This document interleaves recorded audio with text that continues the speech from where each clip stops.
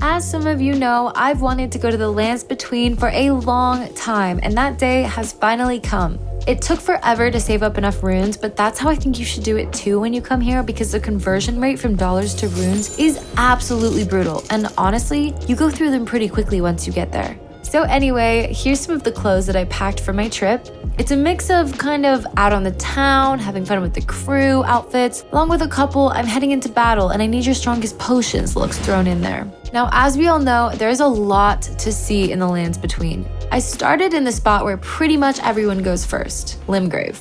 It might seem a little bit basic, but I spent all of day one there because there is literally so much to do. There was this really nice lady who let me borrow her horse for free. I know. She said his name is Torrent and I just love him. He can really do it all. Galloping, jumping, charging towards your enemies. You know, everything you wish your horse back home could do. Just kidding, Sebastian, I love you.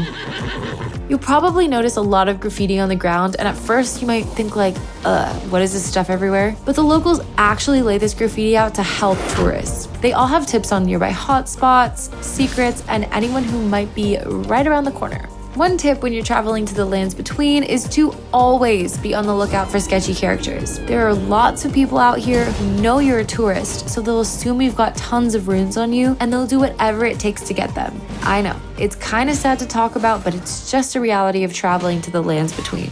Now this is Caelid. You can tell by its beautiful red sky. At first, it's like the most terrifying thing you've ever seen in your entire life. But I swear you get used to it and even start to appreciate its horrifying beauty. As far as the people go, the vibe here is very different than Limgrave. Lots of really intense locals going around talking about becoming Elden Lord, and it's like, okay, I get it and I respect that you're on that grind, but I'm here to have a good time on my vacation, so if you're like me, you're gonna wanna just stay out of these people's way. So I know some of the people and places in the lands between have names that are maybe a bit outside the norm, but that's why we travel, besties. Sometimes that means having to learn hard to pronounce stuff like Linley.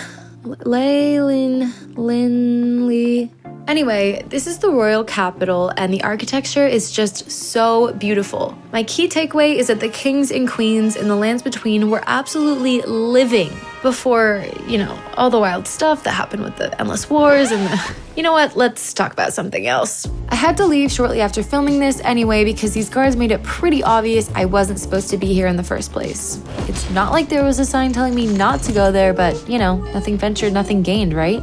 So if you're maidenless like me and you're looking for a place to visit, definitely go to the lands between. It's not exactly relaxing, but at the same time it sort of is. It's hard to explain. You just have to experience it for yourself.